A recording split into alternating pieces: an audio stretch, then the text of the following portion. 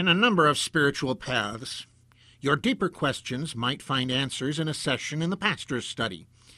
You're looking for something more, so let's offer you something different.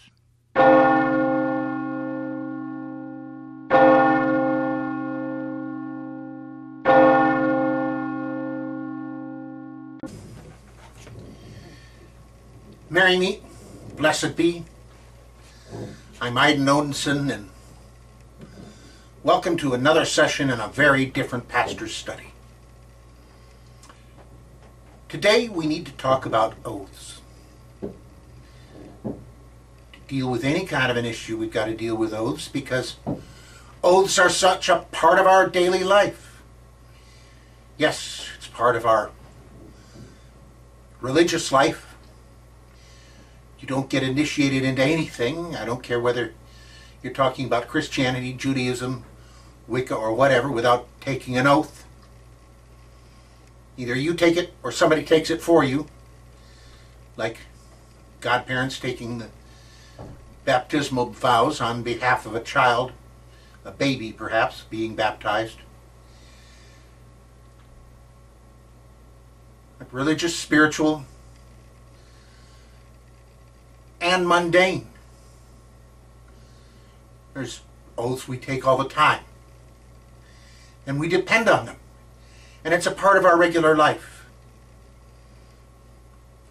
The last time I mentioned that for the ancient Norse, the three worst of the worst offenders who got special punishment in the world to come were thieves, spouse stealers, and oath breakers. And it's apparent, if you actually look, all three were actually various forms of oath breakers. They were all three oath breakers. When you come of age in a more traditional society, such as the ancient Norse, there would be a ceremony,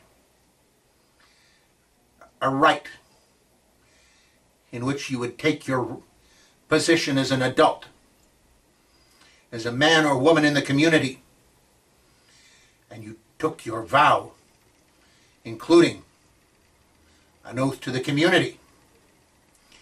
Okay, you could go in a longship and raid the English coast all you wanted, including the infamous raid on Lindisfarne Abbey, which coincidentally was founded by somebody else whose name was Iden.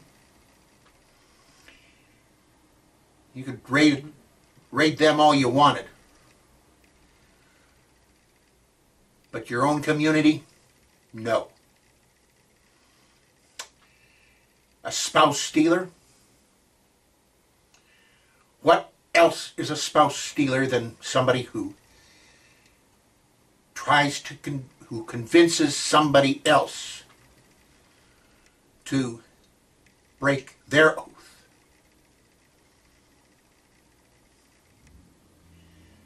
So you could say they're doubly guilty.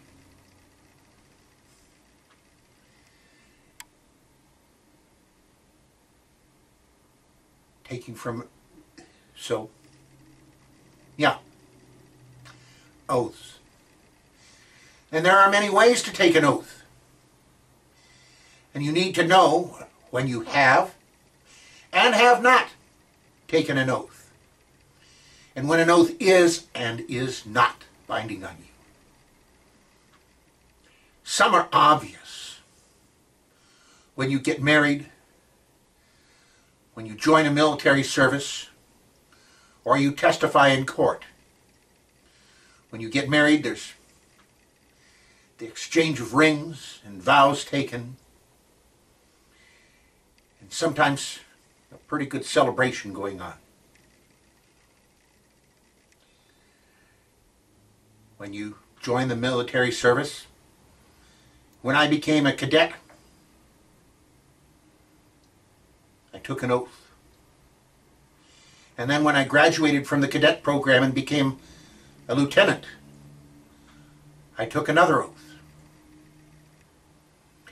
And again, do an appropriate ceremony. I raised my hand. I said, I will support and defend, etc., etc. And then I became officially in court.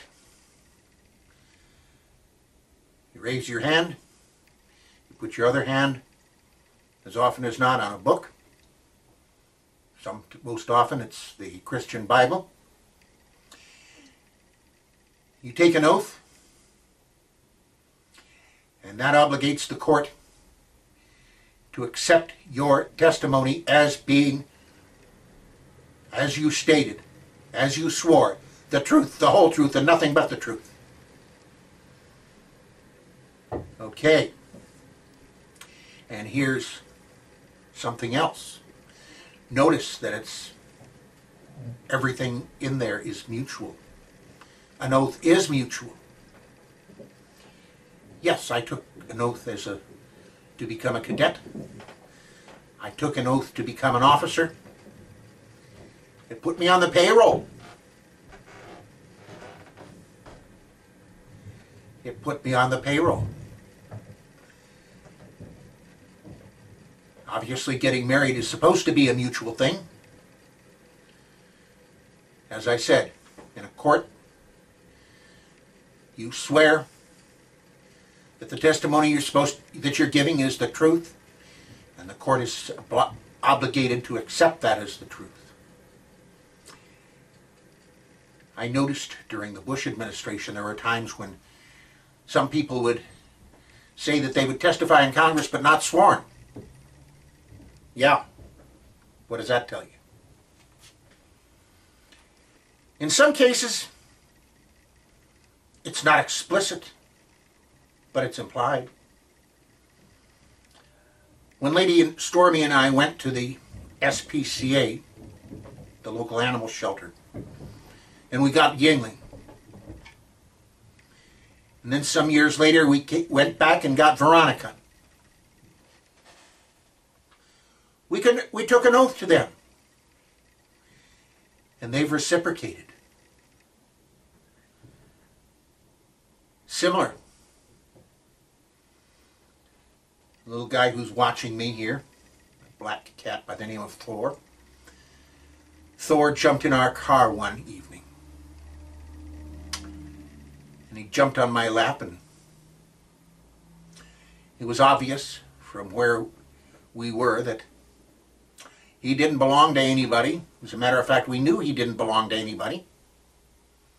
So we decided we'd take him home. Well, we took an oath to him, and he has reciprocated. This is one reason why I'm so hard on somebody who's cruel to an animal, especially a dog or a cat. I'd say more especially to a dog. Because so much of what a dog does is based on trust and a desire to please. Cats too, and on occasion, the occasion of the ones living in this house. But what a dog does is based so much on trust and a desire to please that intentionally harming a dog has to have its own special karma. Other cases of implied oaths are being put into a position of trust. Now, in some cases, that, like a member of the clergy, of course, there were ordination vows. But doctors, nurses, teachers,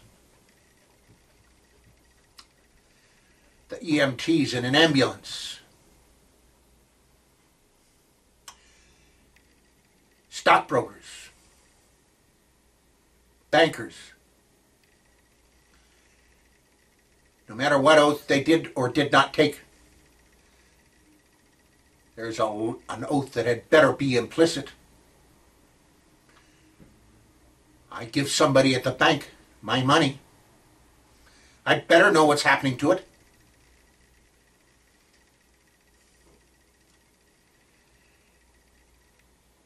And this is the reason why I wind up being a little bit hard-nosed about some people in certain professions when they act like they don't have an oath.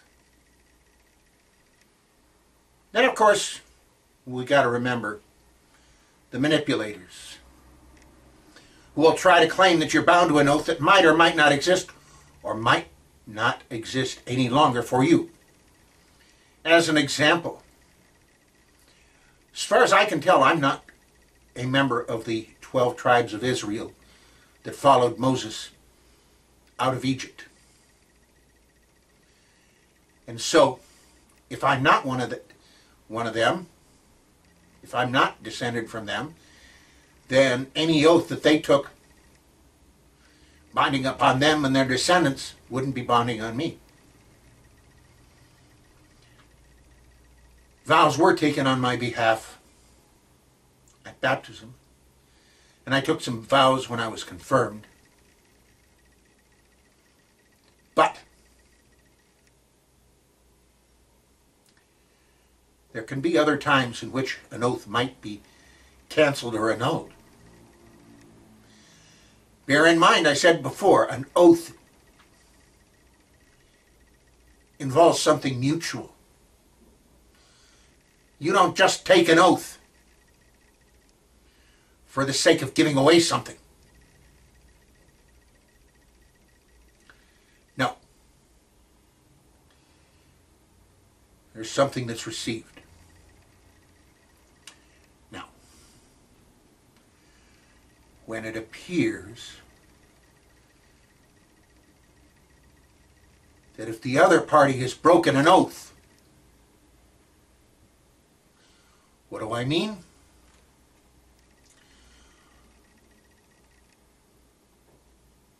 Well, for one thing, I'm talking about these people who go around claiming to speak on behalf of their God. I try to avoid that. I got enough opinions of my own. And what you hear is Iden talking.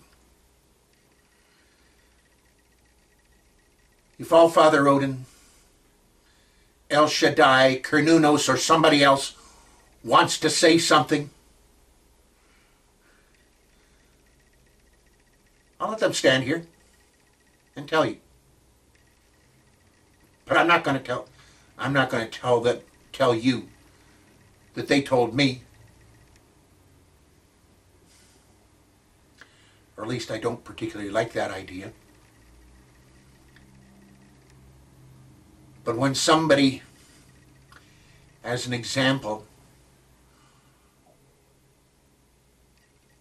if a priest tells somebody, if a priest tells a man that his wife is leaving him because God wants it that way,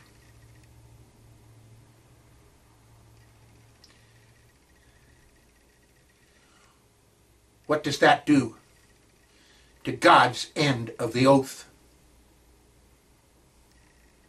that husband took? Several oaths, perhaps.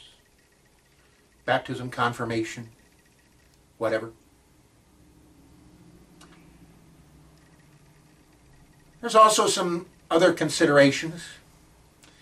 I did not, for instance, take the oath in the Book of Troth for the Asatru, for the simple reason that I was, no matter how I felt about Christianity at the time, I did not feel right about taking an oath that would include renouncing Yeshua Bar Joseph. It just didn't seem right. Now I see all the more reason why it didn't seem right. I'm not going to say yes or no for somebody else, but it was no for me. But a spouse decides that somebody else is more interesting, or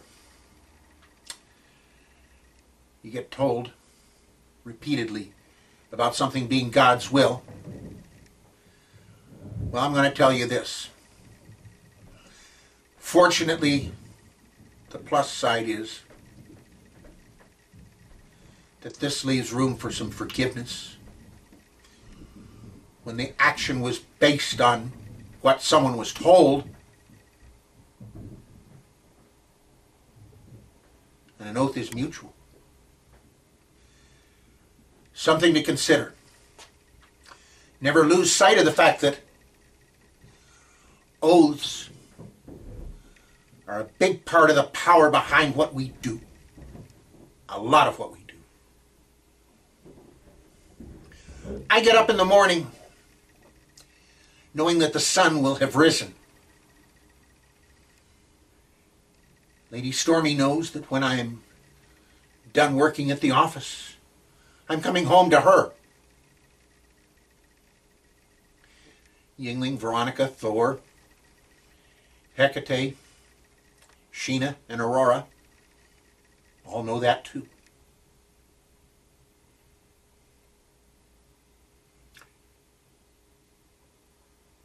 So much the more when we're talking about magic, the spiritual, and the divine.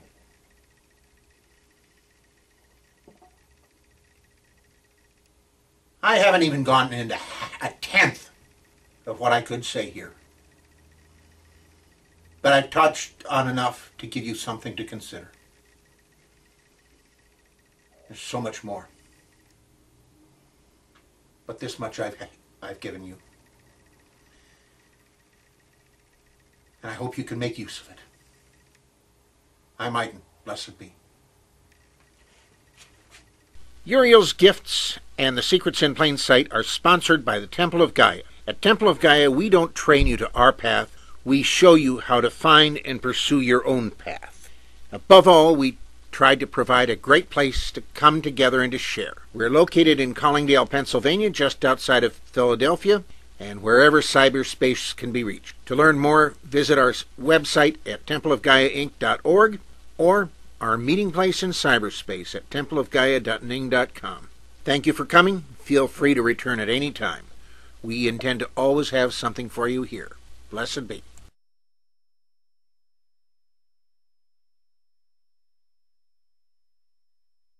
This has been a presentation of the Wise Ones Net. Merry part and blessed be.